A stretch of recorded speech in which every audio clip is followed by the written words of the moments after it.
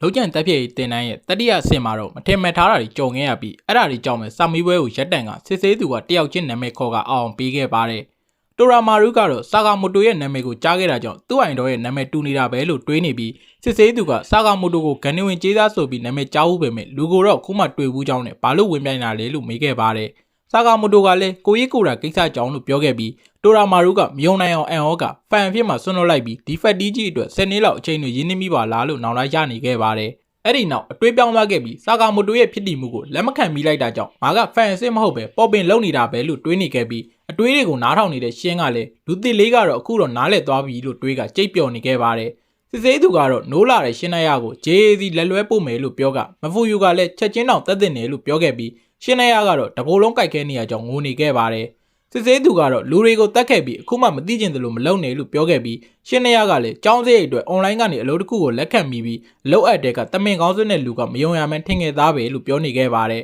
အဲ့ဒီနောက်ရှင်းရကတမင်ကောင်းစုပ်ရဲ့သပင်ဖြူအောင်တဲ့လူကငွေပို့ပေးပြီးအလုပ်အပ်ခဲ့တာကြောင့်လက်ခံခဲ့မိတာလို့ပြောခဲ့ပါတယ်ဆာဂါမိုတိုကလည်းဆလာမန်းချက်ချင်းရိပ်မိသွားပြီးဘာကြောင့်သူတို့ကဖြေဆိုမှုကိုစိတ်ဝင်စားနေရလဲပြောနေပြီးကာဂျီကလည်းနကြက်ရဲ့တစ်ဖက်ကနေအရေးချင်းပြည့်မိတဲ့လူသစ်တွေရှာပြီးအဖွဲ့အစည်းတစ်ခုတိစောက်မဲ့တဲ့ကိုကြားခဲ့ရကြောင်းပြောခဲ့ပါတယ်ဆာဂါမိုတိုကတော့ဆလာကဘာတွေကြံနေလဲမသိပေမဲ့သူတို့ကလည်း JCC ကိုရောက်အောင်သွားပြီးအချက်လက်တွေရှာရမယ်လို့စိတ်ထဲကနေရှင်းကိုပြောနေခဲ့ပါတယ်အဲ့ဒီနောက်နှစ်ယောက်တတွဲစီကစေးဖို့အတွက်လာခေါ်ကြပြီးအကီရာကတော့ဆာဂါမိုတိုကိုနှုတ်ဆက်ကဆာဂါမိုတိုကြောင့်ဖြေဆိုမှုကိုအောင်မြင်ခဲ့ပြီးကျောင်းမှာပြန်တွေးကြမယ်လို့ပြောခဲ့ပါတယ်ဒီလိုနဲ့တိုရာမာရုနဲ့မဖူယူကိုအတူစီးဖို့ခေါ်ခဲ့ပြီးမဖူယူကလည်းရှင်းကိုနှုတ်ဆက်ကထွက်သွားခဲ့ပြီးတူးထင်းသလိုမဟုတ်တာကြောင့်ထူးဆန်းနေလို့ရှင်းကတွေးနေခဲ့ပါတယ်ဟယ်လီကော်ပတာကိုရောက်တဲ့အခါမှာတော့ကန်နာဂူရီကိုတွေးခဲ့တာကြောင့်မဖူယူကဆင်းပြေးဖို့အတွက်တိုရာမာရုကိုပြောတဲ့ချိန်ကာရိုလိုင်နာကတိုရာမာရုကိုလဲပေးညစ်ခဲ့ပြီးဘဝကဘယ်တော့မှတွေးထားသလိုဖြစ်မှာမဟုတ်ဘူးလို့ပြောခဲ့ပါတယ်အဲ့ဒီအချိန်မှာပဲကာရိုလိုင်နာကိုရက်လိုက်ဖို့တားကသူတို့ကငါတို့နဲ့ပူးအောင်မဲ့အဖိုးတန်မိတ်ဆွေတွေလို့ဆလာကပြောခဲ့ပါ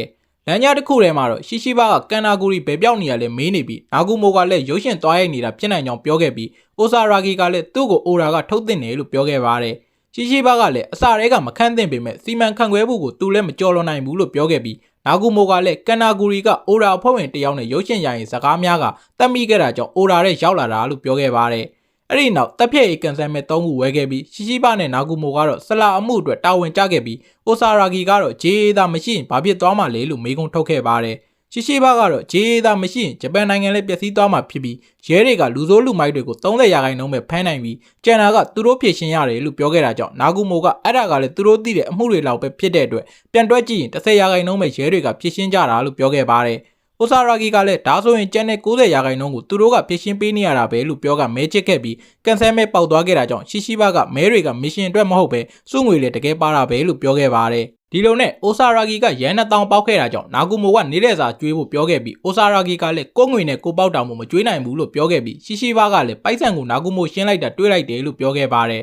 စက်ရုံအောင်တစ်ခုထဲမှာတော့ကန်နာဂူရီကမဖူယူကိုရိုက်ကရုပ်ရှင်တစ်ခုကိုဖန်တီးနေပြီးကာရိုလိုင်နာကမင်းရဲ့ရေမက်ပါတဲ့အရာတွေအတွက်အချိန်မရှိဘူးလို့ပြောကကန်ခဲ့ပါတယ်အဲ့ဒီအချိန်မှာပဲကလဲကြံကဝင်လာကတခြားသူကိုတိုက်ခိုက်မဲ့စားသူ့ကိုထိုးဖို့ပြောခဲ့ပြီးကန်နာဂူရီလည်းရုပ်ရှင်ရိုက်လို့ရတာပေါ့လို့ပြောခဲ့တာကြောင့်ကန်နာဂူရီကလည်းအနှစ်မပါတဲ့အရာတွေငါမရိုက်ဘူးလို့ပြောခဲ့ပါတယ်ကာရိုလိုင်နာကလည်းဝင်ပြီးအာသီးရောင်တဲ့အတွက်အပြစ်ပေးတဲ့အနေနဲ့အသက်ရှူအောင်ဖို့ပြောခဲ့ပြီးကလဲကြံကလည်းအသက်အောက်လိုက်ပါတယ်ဆလာကတော့မဖူယူတို့နှစ်ယောက်ကိုနှုတ်ဆက်ကမဖူယူကိုထိခိုက်စေခြင်းလို့မဟုတ်ပဲသူတို့ရဲ့အလားအလာရှိတဲ့အဖွဲ့အစည်းရဲ့ရွေချက်တစ်ခုအတွက်လူငယ်ခြေတွက်တွေကိုလိုအပ်တာကြောင့်ခေါ်ခဲ့တာလို့ပြောခဲ့ပါတယ်မဖူယူကလည်းဘာရွေချက်လဲမေးခဲ့ပြီးဆလာက JA ကိုဖျက်ဆီးဖို့လို့ပြောခဲ့တာကြောင့်မဖူယူတို့လည်းအံ့ဩသွားခဲ့ပြီးကက်ရှိမားကလည်းတပတ်6ရဲ့အလုပ်အတွက်ဖြစ်ပြီးတဘွားလုံးစာအတွက်ခန့်ရဲ့အကြောင်းနဲ့ကျမ်းမာရေးအာမခံမှာပါတယ်လို့ပြောကစာရွက်တစ်ရွက်ကိုထုတ်ပေးခဲ့ပါတယ်ရှင်းကလည်းစာရွက်ကိုလုံးချေကနှုတ်ပစ်ခဲ့ပြီးလက်မခံရရောလို့မေးခဲ့တာကြောင့်ကက်ရှိမားကပြောဖို့ဟန်ပြင်းတဲ့အချိန်ကလဲကြံလဲကျသွားခဲ့ပြီးကာရိုလိုင်နာကလည်းအသက်ရှူလို့ရပြီလို့ပြောခဲ့ပါတယ်စတိုးဆိုင်ထဲမှာတော့စာမေးပွဲကိုဖြေဆိုနိုင်ခဲ့တာကြောင့် Hiske ကအရမ်းမိုက်ကြောင်းပြောနေပြီး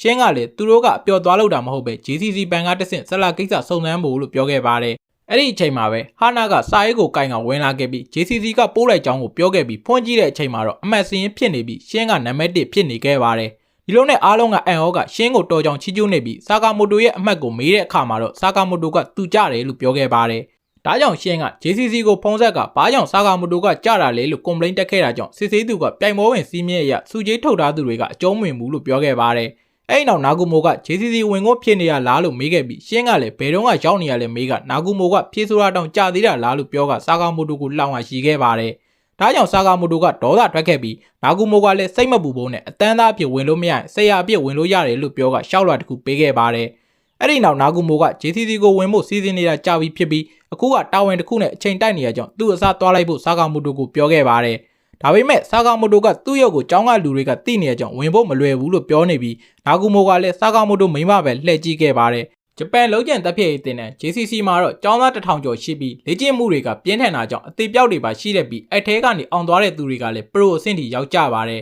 ခမ်းမရဲ့အလဲမှာတော့အကီရာကအတိကျွမ်းမရှိတာကြောင့်ရောင်းချချဖြစ်နေချိန်လေ့ကျင့်ရေးကနေထိခိုက်တဲ့ကျောင်းသားကိုအရေးပေါ်ပို့ဖို့ခေါ်သွားခဲ့ပြီးကျောင်းသားတယောက်ကဒါကဒီလအတွင်း10ချိန်ထိခိုက်မှုပဲလို့ပြောခဲ့တာကြောင့်အကီရာလည်းလန်သွားခဲ့ပါတယ်တန်းတစ်ခုထဲမှာတော့ဆရာကကျောင်းသားတွေကိုလိုအပ်ချက်တွေပြောနေပြီးအကီရာကအတန်းနောက်ကျကဝင်သွားတာကြောင့်ဆရာကတနက်နဲ့ပြက်ကနောက်ကျမှဝင်လာတာဘယ်သူလဲလို့မေးခဲ့ပါတယ်အဲ့ဒီနောက်အကီရာကိုခန္ဓာကိုယ်ကြီးတဲ့ကျောင်းသားတယောက်နဲ့တိုက်ခိုက်ဖို့ပြောခဲ့ပြီးဓာတ်တစ်ချောင်းပေးကကျောင်းသားကလည်းစားနာသလိုပြောကအရှိန်နှင်ထိုးခဲ့တာကြောင့်အကီရာကဓာတ်ကိုဖက်ခဲ့ပြီးတစုံတစ်ယောက်ကဝင်ထိုးသွားခဲ့ပါတယ်အဲ့ဒီအမျိုးသမီးကတော့ဆာဂါမိုတိုရဲ့မိန်းမဖြစ်ပြီးအကီရာကတော့ဒီတိုက်ခိုက်မှုကိုယဉ်နှီးနေတယ်လို့တွေးနေခဲ့ပါတယ်တကယ်တော့ဒါကဆာဂါမိုတိုဖြစ်ပြီးနာဂူမိုကဆာဂါမိုတိုကိုသူမိန်းမအသွင်ပြောင်းကပြုပြင်ပေးလိုက်တာဖြစ်ပြီးရုပ်ပြောင်းလဲမှုက24နာရီပဲခံမှာကြောင့်အဲ့အချိန်တွေအကောင်းဆုံးလှုပ်ရှားခဲ့ဖို့နာဂူမိုကမှားခဲ့ပါတယ်ရှင်းကတော့တမ်းပင်ကန်းထဲမှာဆေးလိပ်ကိုကိုက်ကကြောင်းတွင်းစိုးသွင်းမှုစာအုပ်ကိုဖတ်နေတဲ့အချိန်ဘူလီလုတ်တဲ့ကျောင်းသားကတကားကိုဖွင့်ခဲ့ပါတယ်။အဲ့ဒီနောက်ရှင်းကိုအနိုင်ကျင့်ဖို့လောက်ကထိုးခဲ့ပြီးရှင်းကလည်းရှောင်းကအမောက်သိပ်လိုက်ပါတယ်။စီဇန်1ကတော့ဒီမှာပဲပြီးဆုံးသွားပါပြီ။ဒါကြောင့်စီဇန်2ထွက်တဲ့အခါကြည့်အောင်လို့ channel လေးကို subscribe လုပ်ဖို့မမေ့ခဲ့ပါနဲ့